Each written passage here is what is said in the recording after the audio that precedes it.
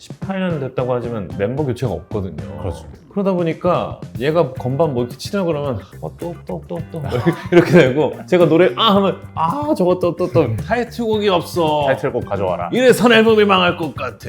뭐 어떻게 하면 좋은 노래를 만들 수 있을까 하다가 종이에 좋다 써놓고 좋다 이렇게 만든 거예요. 꽃길만 걷게 해줄게.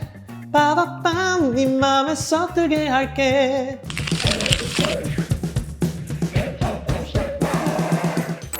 모든 K-음악 매력을 다양하게 참견하는 프로그램 K-POP 참참. 안녕하세요. 저는 대중음악 평론가 김도헌입니다. 오늘 K-POP 참참에 정말 제가 좋아하는 밴드를 모셨습니다. 바로 데이브레이크의 보컬 이원석님 모시고 이야기 나눠보도록 하겠습니다. 안녕하세요. 데이브레이크 보컬 이원석입니다. 반갑습니다. K-POP 참참. 지금 정말 활발하게 활동하고 계신데 네. 근황 좀 소개해 주세요. 요즘에는 저희가 다음 주에 단독 공연이 있거든요. 7월 5일, 6일 이틀 동안에 그 서머 매드니스라고 저희가 여름마다 하는 브랜드 공연인데 이번에 11회차. 작년에 못했어요, 이 공연을. 그래서 2년 만에 하는 거라 공연 준비하고 또 거기에 신곡도 공연장에서 발표하기로 돼 있어서 그 작업하고 좀 정신없긴 하죠. 네. 요즘 페스티벌 네. 시즌이 또 찾아왔잖아요. 찾아왔다가 이제 잠깐 쉬었다가 아마 여름 페스티벌로 가겠죠? 네. 네. 요즘 정말 많이 바쁘실 것 같은데 네. 계속 이어오고 있는 여름 콘서트는 네. 사실 말씀하신 것처럼 이제 매년 이제 반복해서 진행을 하시는 네. 어떻게 보면 데이브레이크의 상징과도 같은 맞아요. 공연이란 말이죠. 저희 이 브랜드 공연에 대해서 조금 소개해 주실 수 있으실까요?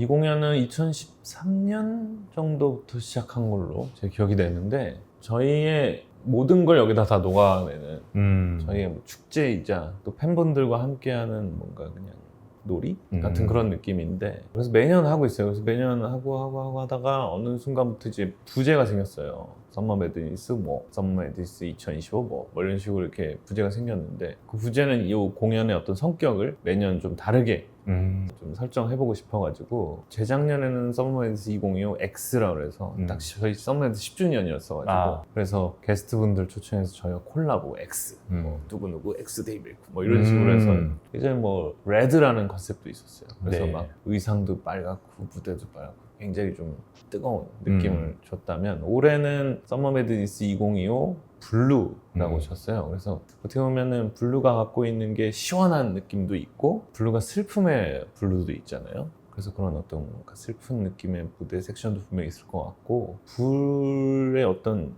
가장 뜨거운 화점이라고 하나요? 빨간 걸 넘어선 것이 블루다. 가장 뜨거울 것이다 라는 어떤 뜨거움의 블루도 있고 해서 어떤 그런 것들을 이 공연에 좀 잘 녹여내서 만들어 보려고 하고 있죠. 최근에 이제 박보검의 칸타빌레 또 출연을 하셔서 공중파 시청자분들께 인사를 드렸습니다. 또 운 좋게 그 더 시즌스의 전 MC였던 이영지 씨 때도 저희가 출연했었고 그래서 네. 저희 새로 앨범 냈던 곡들을 좀 선보일 수 있었고 박보검 씨는 정말 잘생겼다고 건반도 너무 잘 치시던데요. 좀 말이 안 되게 잘 치더라고요. 이게 저희가 또 리허설도 하고 네. 실제 녹화도 하고 하잖아요. 리허설 때 뭔가 좀 어떻게 좀 바뀐 부분이 좀 있었는데 바로 숙지가 되는 저 친구가 우리 팀 건반이었어도 나쁘지 않았겠다라는 생각이 들 정도로 그러니까 진짜 현업 뮤지션으로 바로 활동을 해도 될 정도의 실력이에요. 네. 과하죠 좀 사람 캐릭터가. 네. 데이브레이크의 명곡 사실 얼마나 많습니까? 정말 매 시즌마다 전국 방방곳곳에서 울려 퍼지는 노래들 꽃길만 걷게 해줄게도 있고 들었다 놨다 있고요. 네. 범퍼카도 있고 뭐 정말 물론 제가 좋아하는 노래는 1집에 있는 노래들이고 네. 좋다도 많이 네. 좋다도 너무 좋죠. 이제 광고 네. 음악으로 그렇죠. 좋다가 좋다 이렇게 네. 이렇게 정말 긴 시간 동안 많은 분들의 사랑을 받는 노래로 데이브레이크가 함께하고 있는데 네. 올해로 데뷔 17년 맞이하셨죠? 그렇죠. 저희가 2007년도에 1집이 나왔었으니까 네. 뭐 횟수로 하면 18년? 18년 정도. 그래서 이 앨범 이제 세미콜로 네. 앨범이 나왔는데 앨범에 보면은 또 다양한 참여진들이 이름이 눈에 띄었습니다. 네네. 스페이스 카우보이님도 계시고 그다음에 황현 네. 모노트리의 황현 작곡가도 참여를 했어요. 네. 이 미니 앨범을 통해서 데이브레이크가 보여주고자 했던 새 출발, 새로운 음악적인 여정 이런 것들은 어떤 메시지를 담고 싶으셨는지 설명해 주실 수 있으실까요? 미스틱 스토리와 함께하기 전에도 그런 니즈는 저희한테 좀 있었어요. 그러니까 너무 우리끼리만 음악을 만들고 하다 보니까 머무는 듯한 느낌이 든다는 생각이 좀 들었고, 그래서 이전 소속사에도 그런 요청을 좀 많이 하긴 했었는데 생각보다 좀 잘 이루어지지 않았어요. 외부 프로듀서 혹은 작곡가들과 협업을 좀 하고 싶다. 그래야 저희도 수요를 받고 자극도 되고 어떻게 보면 작법도 좀 다양해지고 그럴 수 있을 것 같은데, 그러다가 이제 이번 스토리에서 앨범을 준비하면서 그런 니즈에 대해서 좀 말씀을 드렸고, 그런 부분에 있어서 좀 적극적으로 잘 소통이 돼서 함께 하게 됐고요. 하고 나니까 재밌더라고요. 그러니까 앨범을 만드는 일이 뭐 누군가에겐 되게 두근두근하는 일일 수도 있고 막 누군가는 힘겨운 일일 수 있지만, 저희한테는 이제 또 다른 도전을 해야 되는 입장이고 또 뭔가 기존에 해왔던 거랑 조금 다른 어떤 부분들을 채울 수 있을까에 대한 고민을 항상 하던 차에 외부에 약간 과외 선생님이 온 것 같은 그런 느낌. 내가 객관적으로 봤을 때 너는 수학이 많이 부족해. 너의 장점은 국어야. 뭐 이런 식으로 해서 뭔가 우리가 보지 못한 부분들을 좀 다시 봐주시고, 또 우리가 그냥 스쳐 지나갔던 것들을 다시 한번 되새겨 주시고, 네. 그런 분들이 그런 역할을 해주셔가지고 앨범 만들고 나서 다시 한번 좀 에너지가 잘 좀 채워진 듯한 느낌이 좀 있어요. 속성 과외를 받아서 네. 뭔가 음악에 대한 좀 리프레싱을 하신 거죠. 그렇죠. 네. 저희가 18년 됐다고 하지만 멤버 교체가 없거든요. 그렇죠. 그러다 이것도 보니까, 굉장히 드무네요. 네. 그러다 보니까 얘가 건반 뭐 이렇게 치려 그러면 또 이렇게 되고, 제가 노래 하면 저거 또 그러니까 너무 잘하는 거예요. 그러니까 거의 녹음실에 같이 있지 않아도 될 정도예요. 저희 이제. 척하면 척이군요. 네, 알아서 보내. 세미콜론 앨범, 어쨌든 이제 4곡이 들어있는 이 앨범으로 컴백을 지난해 하셨고, 네. 올해는 또 리메이크 시리즈 싱글을 내고 계십니다. 네. 일단 일기예보, 러블릭도 리메이크했던 인형의 꿈이 있었고, 네네. 그다음 산울림 네. 이제 그 회상. 네. 그것을 또 복각하는 프로젝트에 네. 참여를 하셨어요. 네. 데이브레이크가 부르는 이제 명곡들, 이런 시리즈가 전 과거부터 굉장히 좀 인상 깊다고 생각했는데, 이번 싱글도 들어보니까 그 개성을 잘 살리면서 데이브레이크스러운 스타일로 잘 재해석을 하셨더라고요. 네. 이 두 곡은 또 어떻게 진행하게 되셨는지 설명 부탁드립니다. 인형의 꿈 같은 경우에는 저희 멤버들이 연주를 하고 그러지는 않았어요. 어떻게 보면 그냥 완성이 돼 있는 것에 제가 그냥 노래로 참여했고, 네. 데이브레이크라는 이름을 달고 그 음원이 출시됐기 때문에 데이브레이크 숨이 뭐 100% 다 들어있다라고 볼 수는 없고, 좋은 노래죠. 너무너무 네. 좋은 노래여서 노래를 하면서도 솔직히 저는 예전에 제가 처음 음악 입문했을 때, 데뷔했을 때 그때 일기예보 선배들이 한창 사랑을 받던 곡이 시기여가지고, 네. 그래서 노래를 하면서도 참 옛날 생각 많이 났었어요. 야, 이걸 내가 리메이크를 하고 있는 것도 참 잘 버텼다라는 생각이 좀 들 정도였는데, 왜냐면 제가 그렇죠. 처음에 솔로 가수로 막 데뷔하려고 했을 때 일기예보 공연 게스트로 제가 참여한 적이 있었거든요. 그분들 핫할 때 저도 같이 뭐 있었어요. 무명 가수로. 그러다가 이제 세월이 한 몇 년이 지난 거야? 20-30년 지나서 그렇죠. 지금 후배 가수로서 리메이크를 하는 거니까 그런 면에 있어서 좀 감회가 새로웠고, 회상은 진짜 어려웠어요, 솔직히.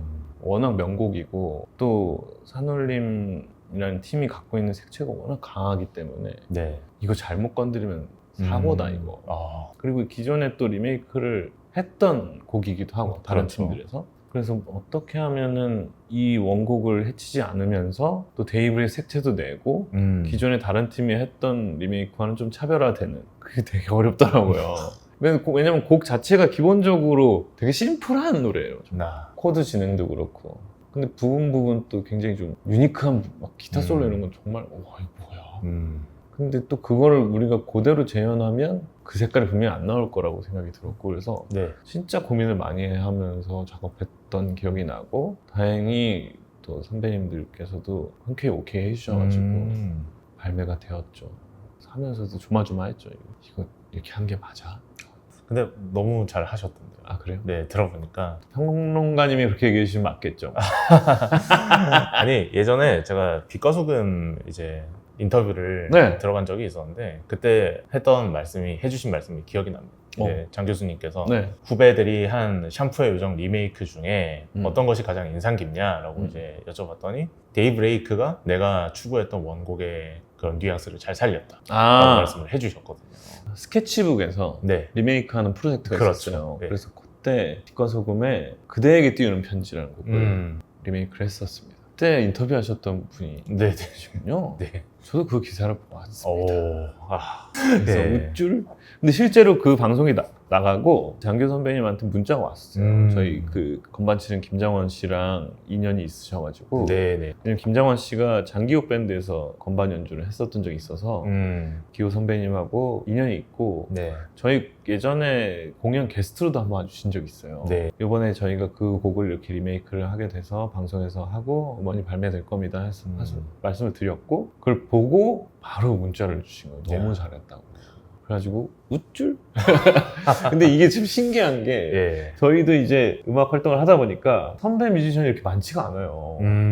특히나 같이 막 무대에서 만나거나 네.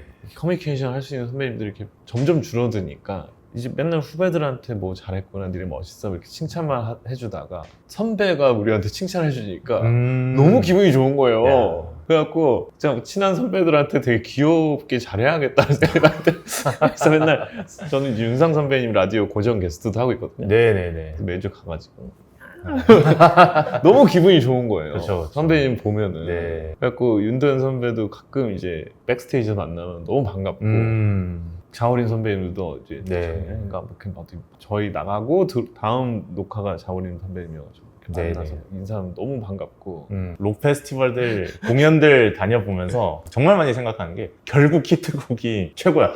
어떻게 이런 노래를 만드셨을까? 들었다 놨다. 좋다. 이런 노래들 들으면 알잖아요. 18년에 디스코그래피를 돌아보셨을 때 기억에 남는 노래, 의미가 있는 노래가 있으실 텐데 뭐 너무 많겠습니다만은 좀 생각나는 노래들 있으신가요? 지금 말씀해주신 세 곡은 아예 처음 만들려고 딱 기타를 잡고 혹은 가사를 쓰려고 펜을 잡았던 그 순간부터 지금까지 다 기억나죠. 그거는 우리에게 진짜 그 곡 노래들 없었으면 이미 가루가 됐을 것 같은 근데 진짜 신기한 건 그 노래를 처음 조타라가 그 세 곡 중엔 제일 먼저인데 그 노래는 원래 저희 정규 1집에 들어가려고 만든 노래였단 말이에요. 당시에 소속사는 그러니까 해피로봇 전에 소속사가 있긴 있었어요. 근데 그때 앨범을 쫙 만들어 놓고 타이틀곡이 없구나. 항상 그 대표님들이 하는 말씀 있잖아요. 타이틀곡이 없어. 타이틀곡 가져와라. 이래선 앨범이 망할 것 같아.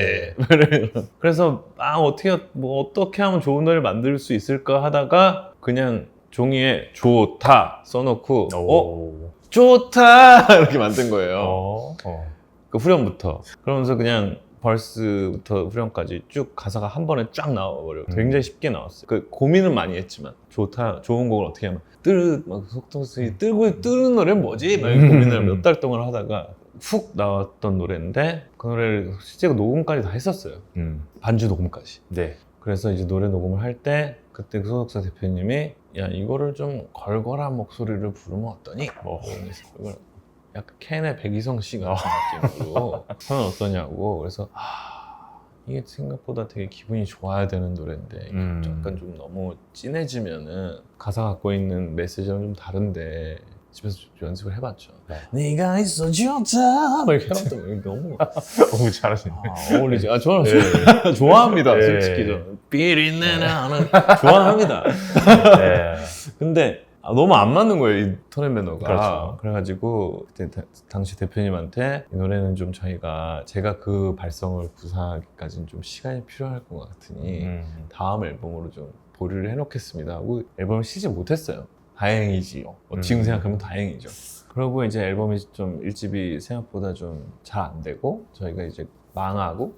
너무 아쉬워요. 명반인데. 그러니까 평론가 같은 분들이 좀 더 열심히 홍보를 해주셨어야죠. 근데 아무튼 그 좋다라는 노래가 그래서 공중에 벙 떠가지고 저희가 소속사 없이 이제 어떻게 할까 하다가 EBS 헬로루키에 그 노래를 들고 나간 거예요. 근데 거기서 연말 탑7까지 가서 물론 상은 못 탔지만 그 해피로봇 레코드를 만나게 되고 지금까지 오게 된 노래, 계기가 된 노래가 좋다였고 들었다 놨다는 뭐 그 해 같은 해 나왔어요. 심지어 그때 저희가 이제 막 어떻게 보면 제가 이미 그때도 35, 6살일 때였으니까 오로라. 야 이거 좋다의 기회를 날릴 수 없다. 그래가지고 정규 앨범 타이틀곡을 막 최대한 좋은 노래 만들려고 하다가 이제 그런 들었다 놨다 나왔고 그렇게 6년이 쭉 흐르고 야 여기서 우리가 또 좋다 들었다 놨다 정도의 히트곡이 안 나오면 여기서 까진 것 같다는 생각이 들어가지고 정말 멤버들 다 머리 쥐어 뜯으면서 만들었던 노래가 꽃길만 걷게 해줄게 였어요. 근데 다행히 잘 돼가지고.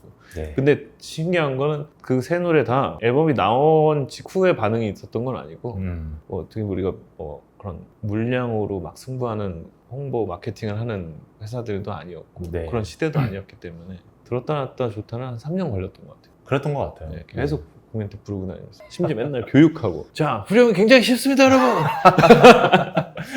그때 막 오디션 프로그램도 출연하시고. 네. 다 뭐 따라합니다. 좋다. 와! 뭐 이런 거 하고 뭐. 꽃길만 걷게 해줄게는 한 1년 6개월 정도. 그게 그 노래 발표하고 어떻게 인연이 돼가지고 그때 청와대에서 저희가 그렇죠. 부르게 되면서 이제 계기가 돼서 사랑을 받았었던 거기 때문에 돌아오면 운도 좋았고 보통 그래서 저희는 그 경험치 때문에 예를 들어서 이 세미콜론 앨범이 작년 12월에 나왔지만 지금 6월 이제 7월 치닫고 있는 시점에서 그럼 이 앨범은 망한 앨범인가? 아니죠. 어떻게 될지 모르고. 아직 2년 남았습니다. 난 지금 어디쯤에 놓여 있을까? 어떻게 이겨낼 수 있나? 또 마친 것도 쉬는 것도 뭣도 아닌 사이 네가 있어 좋다. 이게 바로 이 브레이크.